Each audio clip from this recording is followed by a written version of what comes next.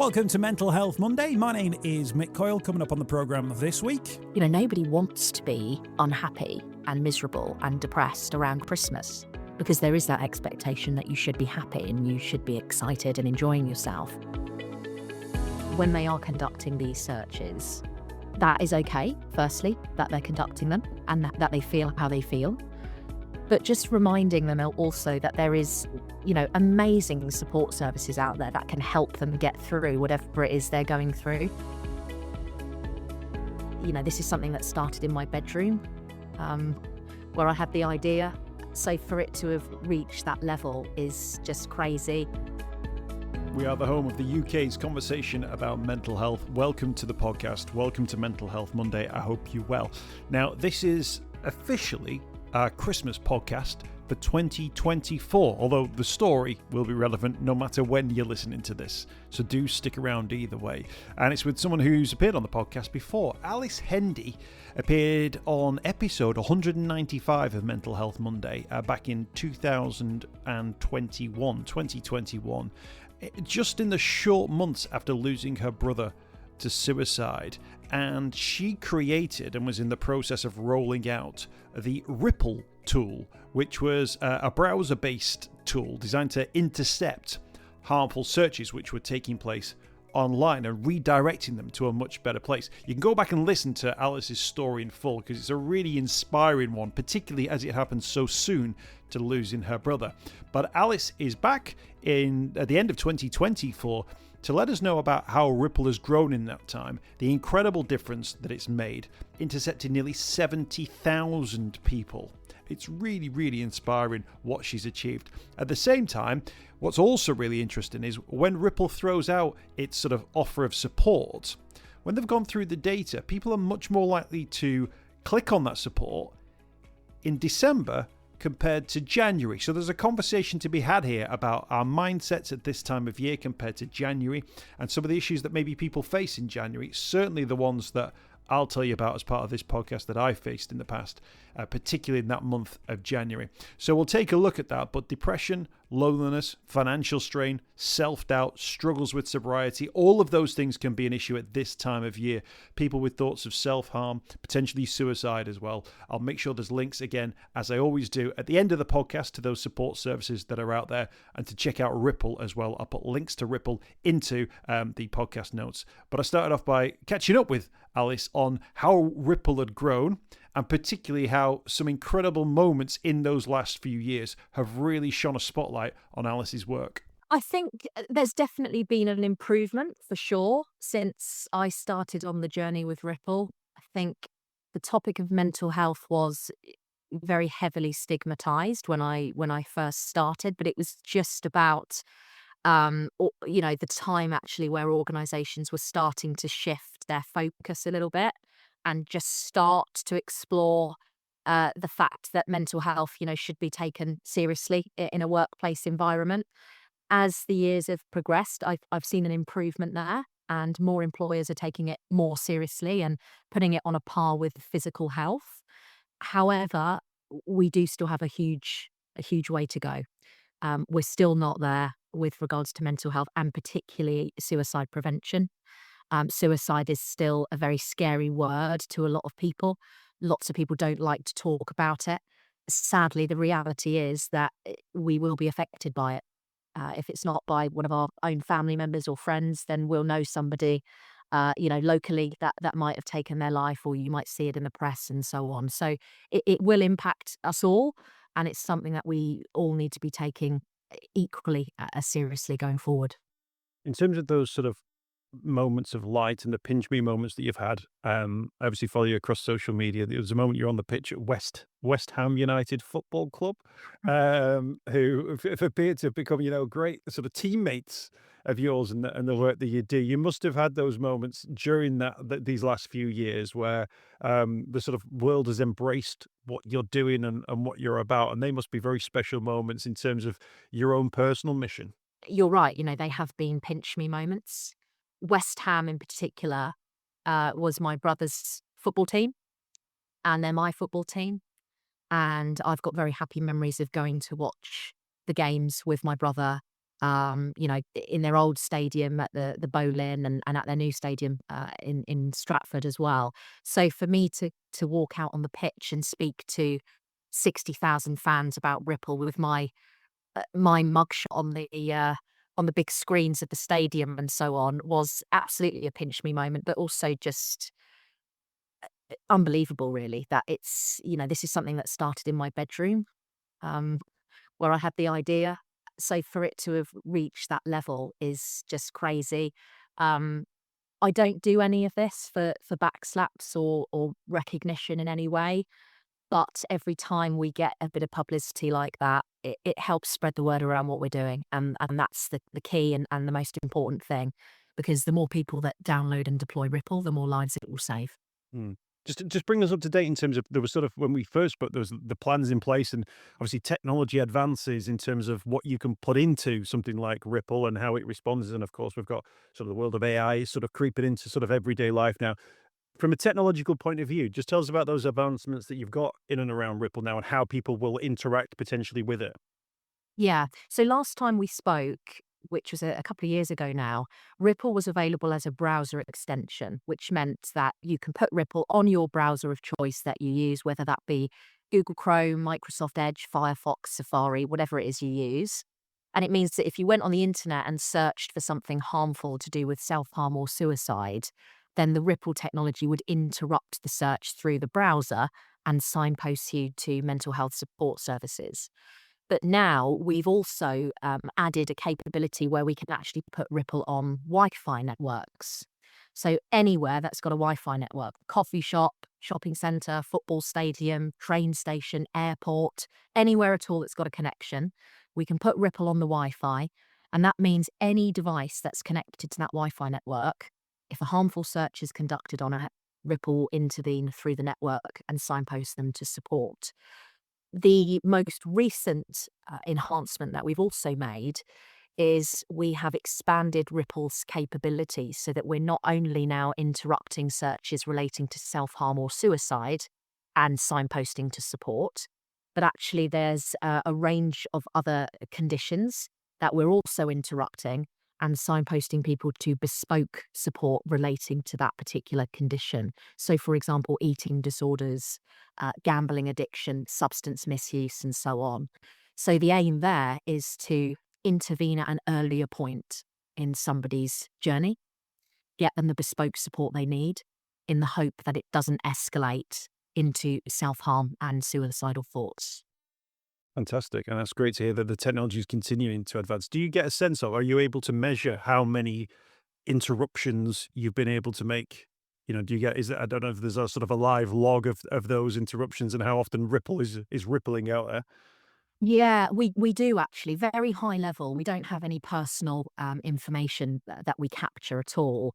But we've now actually intercepted just under 70,000 harmful online searches, um, which again blows my mind, to be honest, because when I started this journey, frankly, I would have been happy if I'd have interrupted one.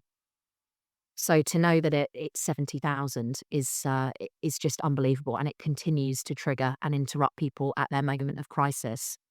Um, as I said, we don't track any personal information, but we have now been approached by 31 very brave, courageous individuals who have taken the time to approach the charity and say, "Look, I searched for something harmful. Ripple intervened at that moment, and I'm still here to tell the tale."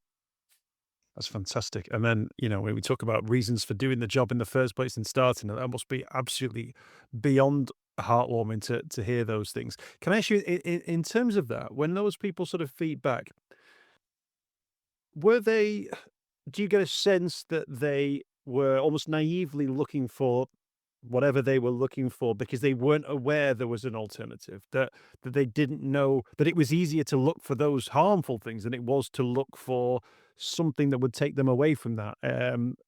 I guess, we always say if you break your leg, everyone knows to call 999. But if you are struggling with an eating disorder, not everyone knows what you do about that. Or if you're crippled by gambling addiction and, you're facing a moment where you've got to tell your wife or your partner, or you're about to lose your house, or you've just lost your house, or you've just lost your marriage, It's quite a lot to type into Google, that, isn't it? Is there a sense that, there's the ripple interrupted at a point where people needed it and they almost maybe didn't even know that they needed it? 100%. 100%. And unfortunately, the internet, if somebody wants to find the answer to something now or wants to get advice, it's Dr. Google is usually where they go. And that can be for anything.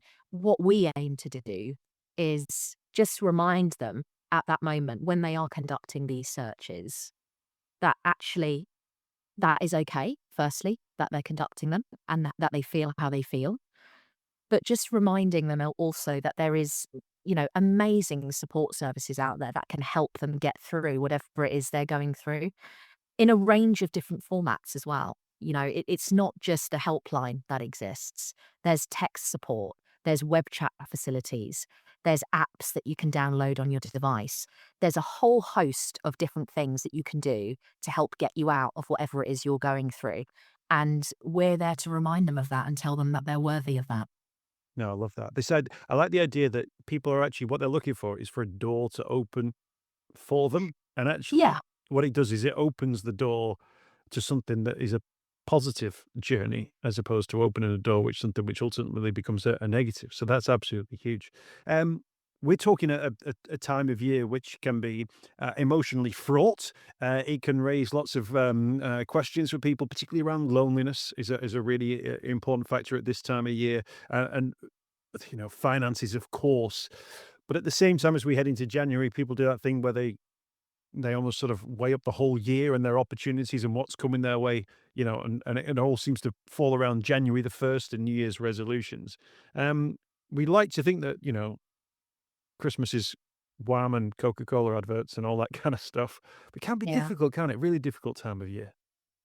It can be. And so often Christmas is portrayed as, a really exciting, happy season, and we all must be happy and enjoying ourselves all the time. The reality is, though, there's going to be a lot of people out there that are struggling and finding things tough and thinking what lies ahead. And, that's okay to feel like that. But certainly, at Ripple, we've seen an increase in terms of the number of activations of our technology in Ripple, which would highlight that a higher number of people are finding things tough. Um, and it's a case really of getting them through those dark times and letting them know that they don't last forever, and better times, light lies ahead. But yeah, Christmas time is a typical time of the year, unfortunately, when people do struggle. So it's important to be aware of that, I think. No, absolutely. And what's really interesting, actually, there's this new research which kind of looks at the fact that when it comes to support, that during December, people are much more likely to respond to support than they are in January. I think that's really interesting that the sense that maybe in December, when there is that sort of sense of goodwill around, that there's an element of that which bleeds into people's mindsets of thinking, oh, well, if I am going to get help, I may as well get help at a time where people are offering help, as opposed to that idea that maybe sometimes January feels so bleak for so many people that they think, oh, it's not, I can't even bring myself to reach out. Yeah. But to the point where it's almost double the number of people the amount of support that's out there, which is there's a psychological thing going on there, and I can't quite get my head around what it is, but it must be something to do with the sense of maybe people come together a little bit more in December, those social I opportunities. think so. They maybe get an opportunity maybe just to speak a little bit more, even, under the duress of maybe a little bit of extra alcohol or mulled wine or whatever it would be, that might just reduce or reduce some of the barriers that they've been holding up. Yeah, and we're lucky in the sense that with Ripple, we can see once Ripple has intervened and interrupted a harmful search, we can see if an individual has interacted with the tool by clicking on one of the support options that we signposted to. And you're right in what you say. It's somebody is much more likely actually to want to click on one of those items of support in December than they are in January. And I think you're correct in what you were saying there with regards to the time of year, because people, nobody wants to be unhappy. and miserable and depressed around Christmas, because there is that expectation that you should be happy and you should be excited and enjoying yourself. And people want that as well. Everybody wants to be like that. So they're more inclined to actually think, okay, maybe I need some help here. Maybe I need a bit of support in order to help me try to achieve that. And that really is I think one of the key reasons why people are more receptive to Ripple in December than they would be in the bleak months of January, February time. No, absolutely. A quick personal story in terms of my own experience at a point in my life, which I now recognize to be, a period of quite chronic depression.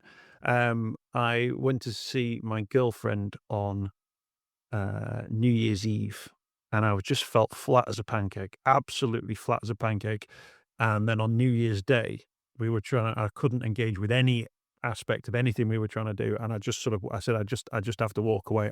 And it was one of those, you'll leave it on New Year's Day. And I was like, yeah, I just have to leave. I couldn't.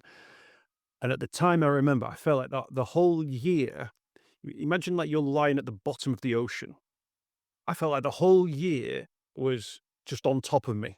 I couldn't picture a summer holiday. I couldn't picture next Christmas. All I could feel was the whole this huge pressure, and and I walked away from that situation, and I just thought I just can't cope. And it was I always put it down to, oh, I can't cope with being an adult. You're just really struggling. She stuck around. We've been married for more than 10 years now, so like there's a happy ending in that. Yeah. But I completely empathize with anyone who looks at January and sees a bleak month, who sees a time where even the trees sort of go into hiding. And I completely empathize with anyone who gets that feeling now at any time of the year, because I had it, and that weight of the ocean on top of me Mm. really still resonates as a feeling to this day. Yeah, and to be honest, I can also relate to it. For me and my family, Christmas time, November and December are really tough for us. There's lots and lots of anniversaries and things that we have to deal with. There's the anniversary of losing my brother Josh. Then it's his birthday, less than 2 weeks later. We've got my mum's birthday. Then we've got Christmas. Then we've got New Year. And it's just lots of events where, for us, a piece is missing from our family. And we find that really tough. So for me, when I now hit January, I feel almost a bit the opposite now. I feel like the weight is off of me until next November. And I can take my foot off the pedal a little bit and actually deal with life again for a little bit. So it is, we've all got these stories, haven't we, of how we feel. And we're justified in how we feel, and we're not going to be happy all the time. There's always going to be things that get us down. It's how we deal with it and how we pick ourselves up. That's the most important thing. You've mentioned, your girlfriend, your now wife, was there for you. Your parents was there for you. Same with me. Family, friends are there.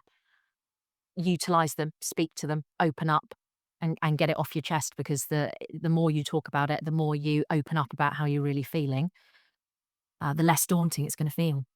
I make plans now for January of like when friends were like, "Oh, let's meet up over Christmas." I always have to say, Yeah. to be honest, it's really busy time over Christmas, and sometimes you Yeah. just want, the mince pie and the movie in front of the TV. So actually, that second week in January is looking good for me at the moment. They'll go, "Oh yeah, I'm free then," because of course I am, because nobody makes any plans for January. Uh, Exactly. and Yeah. the other thing I do, and this I sometimes feel like this is a guilty pleasure, but I don't feel guilty about it at all, Alice. Is I got into gardening.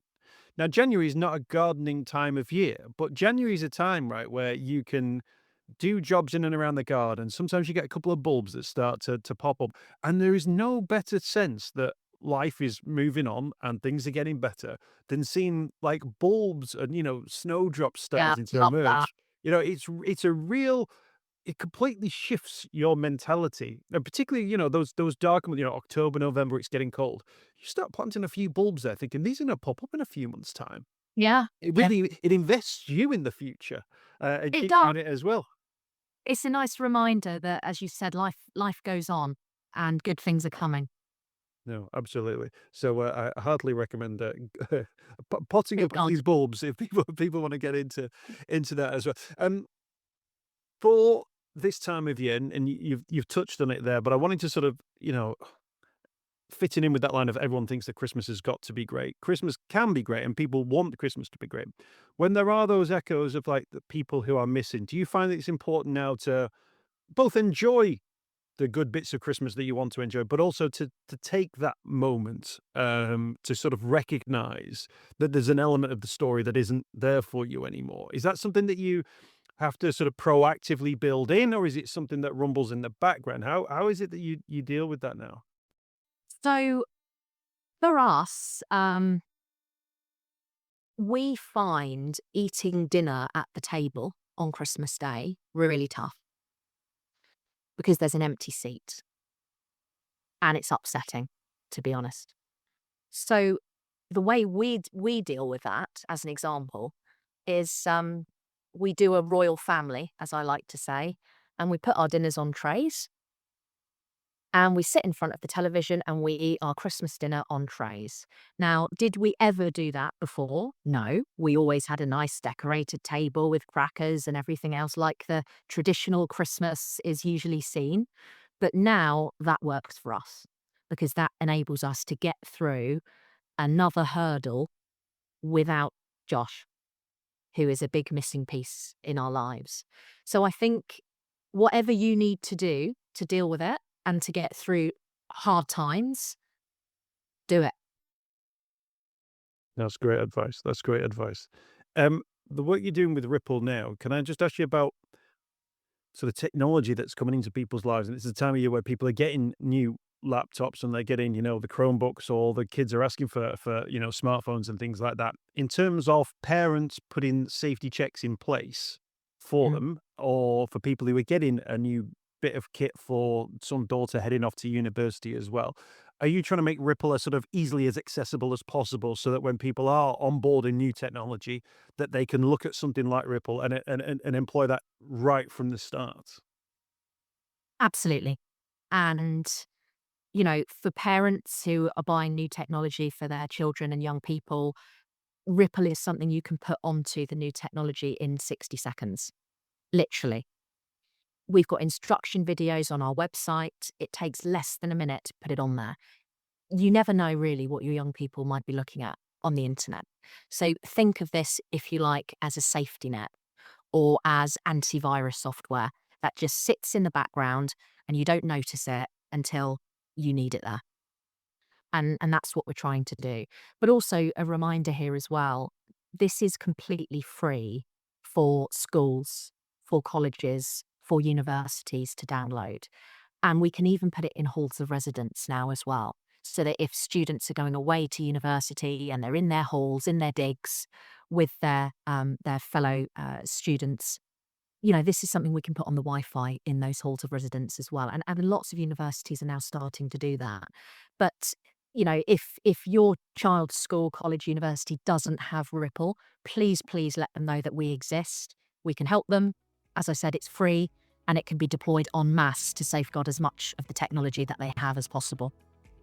Brilliant advice. And we'll put links to Ripple and where people can find the download information around that in the podcast notes as well. Alice, thank you so much for your time. It's been great to catch up again and to hear about the fantastic work that you're doing and continue to do. It's also great to hear that Josh is also always still at the forefront of your thoughts. And that was one of the things that we talked about when we first spoke, that it was about him. And I still get a sense that absolutely his Always. memory is there for you. Yeah, always. Thank you, Mick. Appreciate you having me on. I hope you've enjoyed this week's podcast. Thanks for checking out Mental Health Monday. My name is Mick Coyle. You can find me on Twitter at Mr. Mick Coyle. You can also find me, Mick Coyle, on Facebook as well. Don't forget, if you want to speak to somebody about your mental health, you can do so. The Samaritans, free to call on 116 123. You can find mental health services where you are. Just look for the Hub of Hope. Type in your postcode. It'll find those mental health services close to you. And for support in a crisis, you can text SHOUT to 852 85258. That's if you're experiencing a personal crisis, you're unable to cope and need support. Shout to 85258. That's a text line. Do get involved in those services. In an absolute emergency, always remember the number to call is 999.